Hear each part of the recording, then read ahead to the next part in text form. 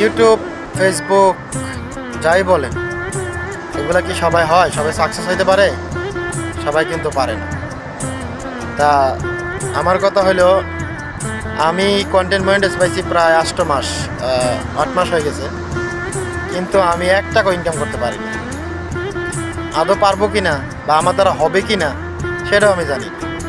Video তো আমি বানাই, ভিডিও বানানোর পরেই সাকসেস হয়ে যাবে, কন্টেন্ট ক্রিয়েটর হয়ে যাবে, তা তো সম্ভব না, সবার দ্বারা সম্ভব না।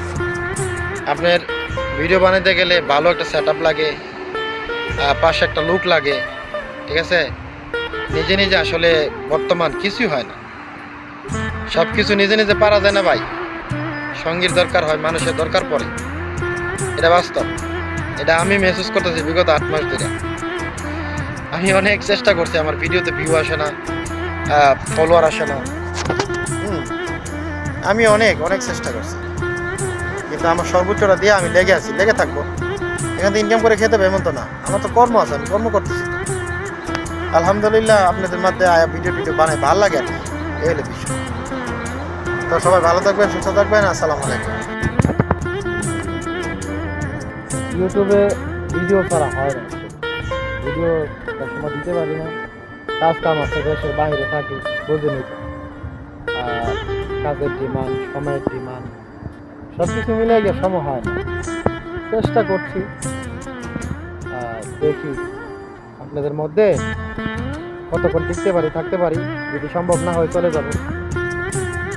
আর সবাই সোশ্যাল মিডিয়াতে একটা সাকসেস পায় তো না, বা সবাই এসে টাকা ইনকাম করবে এরকম দাও না। কিছু মানুষ আছে আনন্দেই ইনকাম হয়ে যায়, আবার কিছু মানুষ আছে পেশায় লিপ্ত একদম ইনকাম করতে, এরকমটা হয়, আমার সাথে কম বেশি হয়। তো আমিও আপনাদের মধ্যে একটা আনন্দ ফুর্তি করি, ভাল লাগে। আনলে দরকার কি, সারাদিন ডিউটি করার পরে কাজকাম করে রান্না বান্না করে খায়া দেশ গ্রামে কথা কমু, ওইটা ভালো ভিডিও সিডিও বানাই, এডিট করি, আপনাদের মধ্যে ভিডিও ছাড়ি।